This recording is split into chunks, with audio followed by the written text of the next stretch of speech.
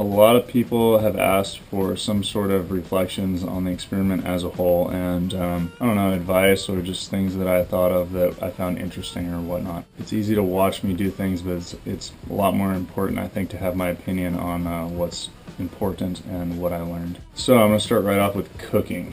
It's crazy how long it takes to cook during the apocalypse. Basically plan on an hour and a half for breakfast and 3 hours for dinner, and if you're making fire with sticks, you can tack once you get good at it, like another 5 to 10 minutes on there, but basically in the beginning, maybe another hour. You can get really used to this, it's bizarre, but it does take up a lot of time, which doesn't free up time to do other things. Especially when you're around other people, it's really difficult to be cooking by yourself and doing this, and you always end up holding people up, which is unfortunate. But in the apocalypse, if you're with a group, then you could streamline this whole thing and be much more efficient to have one person cooking breakfast or dinner while the other people are out doing important things.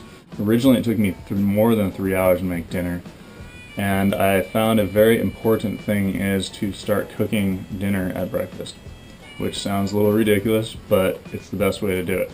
Whatever you want to cook that takes a really long time to cook, start cooking it at the end of breakfast. So like I would make my mush or my eggs or whatever in the morning, and then I would put like rice and beans in a pot and just put it on the fire and let the fire die. So I could basically be cooking it, walk away, be gone, and it's cooking for like 2 hours, and then the fire burns out. And then when you go back to cook, you throw in the next stuff that needs to be cooked, like squash or beets or whatever is like next up, carrots, potatoes, yams, and that then gets cooked for a while, and then you just keep adding more and more stuff that takes less and less time to cook. Throwing everything in a pot and boiling it is the most effective, efficient way I found to cook things just on a fire.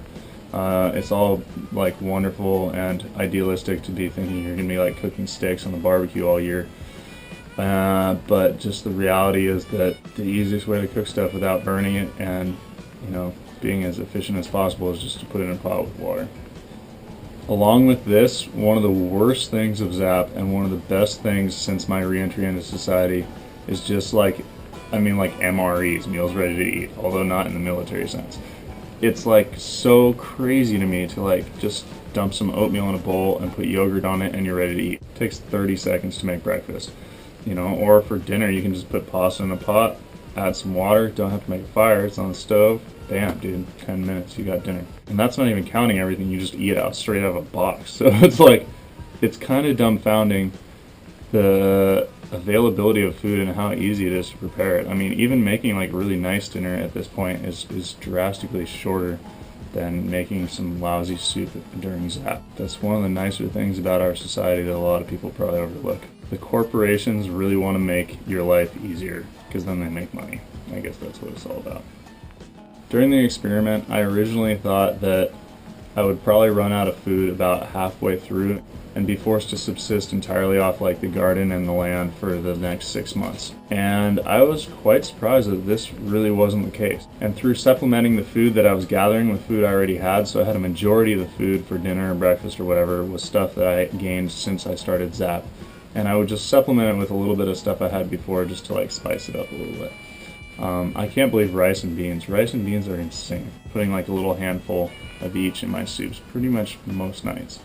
So, I mean, if you had like a 50-pound sack of rice and a 50-pound sack of beans, you could live for years. Like, it's pretty amazing, and it really makes your soup a lot better. Gives it some substance. It's crazy. Like I still have like a little bit of canola oil and some peanut oil and olive oil, and I found olive oil during the experiment. I found 2 gallons of olive oil that I had hoarded away behind my TV when I went to throw it out. So I suddenly had like enough olive oil to last me a year easily. But I was constantly surprised with how far your stores would last. Even a moderately prepared person who has the knowledge to supplement their food by living off the land, I think has a much better chance at surviving than most people consider. Maybe it's also because I'm miserly, so I just didn't use a lot of stuff. Like, I still have like things of like Trader Joe's curry and stuff that I was just saving for a special occasion, and I'm just too miserly to ever use. I started with a totally reasonable amount of stores. It was not excessive at all. It was only a little bit more than what I have in my house on a day-to-day basis, and they lasted me a year fairly easily. So if you actually had like a store of food that you were preparing for the apocalypse, you could definitely last several years. So I think that's a good thing to know, and a good thing if people are trying to prepare for this kind of thing, that if you do get, a solid store of food, it's really going to last a lot longer than you think it's going to.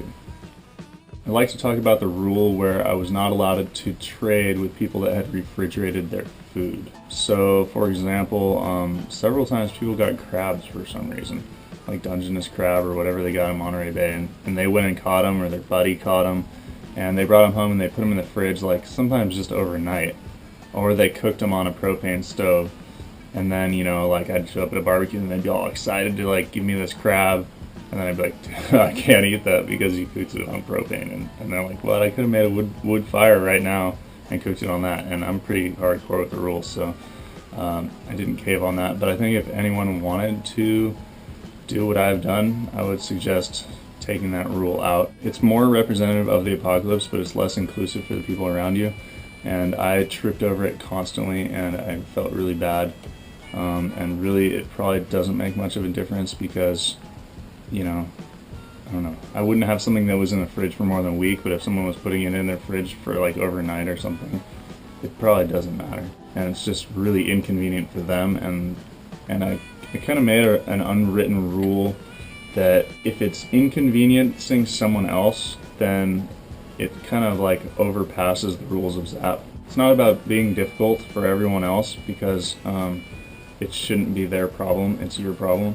So if you're suffering and it doesn't affect other people, suck it up. But if your suffering does affect other people, then I think that maybe you should bend the rules.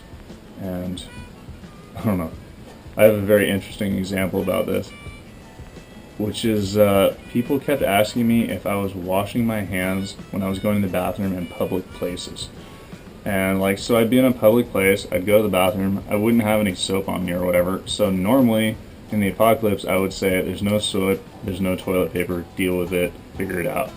But the fact that, you're touching that door handle and all this other stuff, and that affects other people. So it's like, yes, I was washing my hands. I was using soap that probably wasn't in the apocalypse, but I was doing it for other people. If it was just up to me, I would have just gone feral and not done it. It just became one of the unwritten rules that don't impose on other people.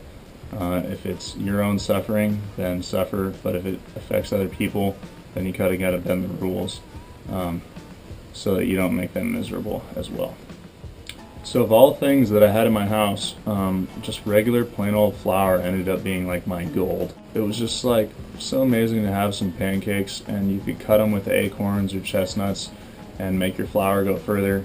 And it just, I don't know, there's just something about having some bread that it just brings it all back. It gives you a sense of where you were and what life can be. I would definitely recommend getting a lot of grain that you can mill down and make flour.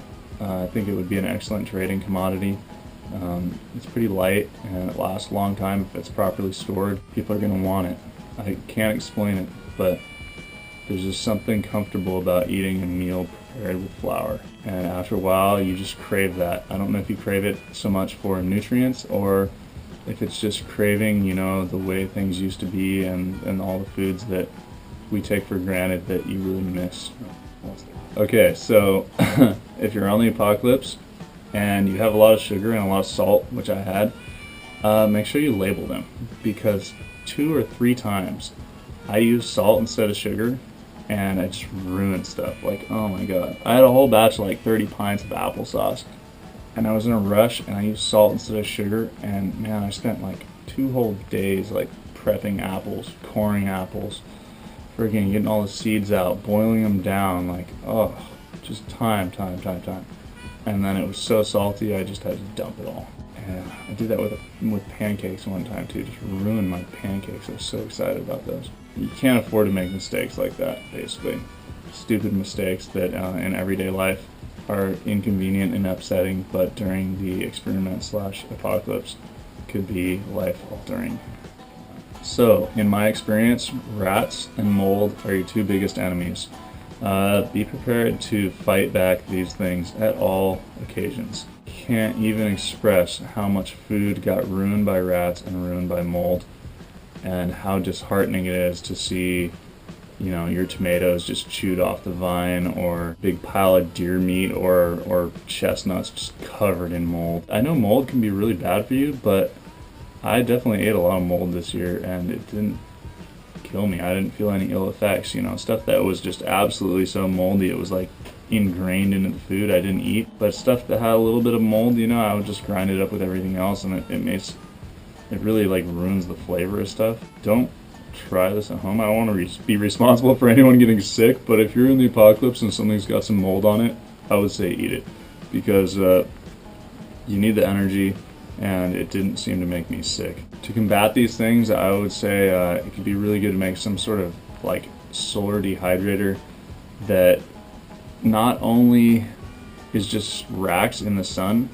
but if you made like one with a chamber, like kind of like a greenhouse, so it would make a convection current, and also with a roof so that the mist wouldn't come down at night. Like I was always having to go out every night and cover my stuff, then I think you would be much more effective. Also, like when you're gathering stuff, just like dry it in smaller batches. Like I would gather all these chestnuts and just put them in a box and then try and dry them all at once.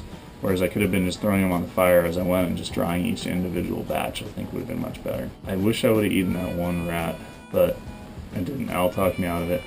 I think you can probably eat rats, so that would be my recommendation during the apocalypse. Don't use poison or you'll poison yourself. Eat your rats, and then at least you're getting some nutrition out of them.